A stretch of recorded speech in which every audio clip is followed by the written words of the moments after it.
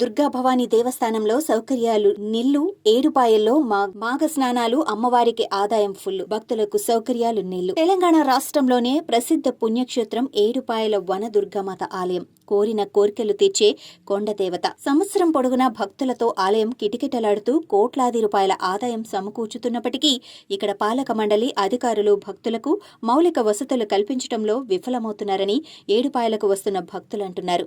మాఘ అమావాస్య మహాశివరాత్రి పర్వదినం సందర్భంగా లక్షల సంఖ్యలో భక్తులు వచ్చి అమ్మవారిని దర్శించుకొని కోరిన కోర్కెలు తీర్చిన భక్తులు నగదు వస్తురూపేణ అమ్మవారికి చెల్లించుకుంటున్నారు.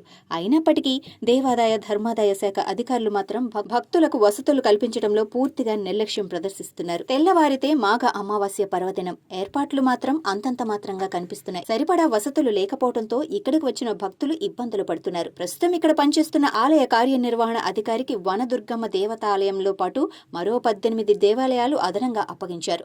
ఆలయ సిబ్బంది కూడా ఏడుపాయల కార్యాలయంలో సైతం తాత్కాలికంగా అరకొర సిబ్బంది విధులు నిర్వర్తిస్తున్నారు. అమ్మవారి దర్శనానికి బారికేడ్లు ఏర్పాటు చేసినప్పటికీ షామియానాలు లేకపోవడంతో రాజగోపురం నుండి భక్తులు అమ్మవారి ఆలయంలోకి ఎండలో దర్శనానికి వెళ్లాల్సిన పరిస్థితి. అసలు విషయం ఏమిటంటే ఆలయ ప్రాంగణంలో ఆయా దుకాణాలలో ఆలయ సామాగ్రి, ఇతర వస్తువులు కొనుగోలు చేయాలంటేనే భక్తులు బెంబేలెత్తిపోతున్నారు. ఇక్కడి ధరలు ఆకాశం వైపు మండిపోతున్నాయి. దర్శనానికి వచ్చే భక్తులకు ఇక్కడ సత్రాలు తక్కువ ఉండటంతో భక్తులు చేసేదేమీ లేక చెట్ల వద్దనే వంట వార్పు చేసుకుని సేద తీర్చుకోవాల్సిన పరిస్థితి. ఏడుపాయల్లో దాతలు నిర్మించిన సత్రాలు సుమారు 40 వరకు ఉన్నాయి. అవి మాఘ అమావాస్య, మహాశివరాత్రి పర్వదినాలలో దాతలకు కేటాయించడంతో భక్తులు సత్రాల కోసం నానా అవస్థలు పడుతున్నారు. ఆదివారం వచ్చిందంటే విపరీతమైన డిమాండ్ ఉంటుంది. సత్రాలు కావాలంటే 1-2 నెలల ముందే బుకింగ్ చేసుకునే పరిస్థితి. అయినప్పటికీ సత్రాలు దొరుకుతాయన్న నమ్మకం లేదు. సత్రాలు దొరకని భక్తులు ప్రైవేటు వారిని ఆశ్రయించి సుమారు 500 నుంచి 2000 వరకు వెచ్చించి ఖాళీ ప్రదేశంలో టెంట్లు ఏర్పాటు చేసుకుంటున్నారు.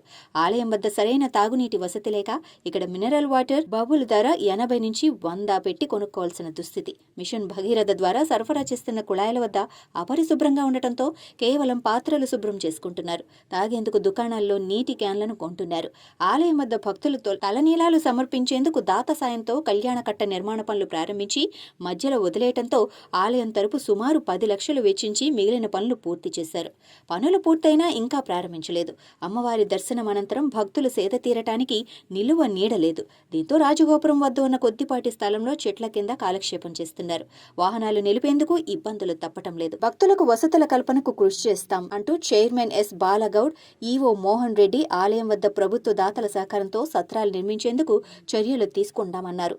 తాగునీటి కోసం మినరల్ వాటర్ ప్లాంట్ ఏర్పాటు చేస్తామని, వాహనాల పార్కింగ్కు ఇబ్బంది లేకుండా చర్యలు తీసుకుంటామని సైర్యా మీడియాతో తెలిపారు.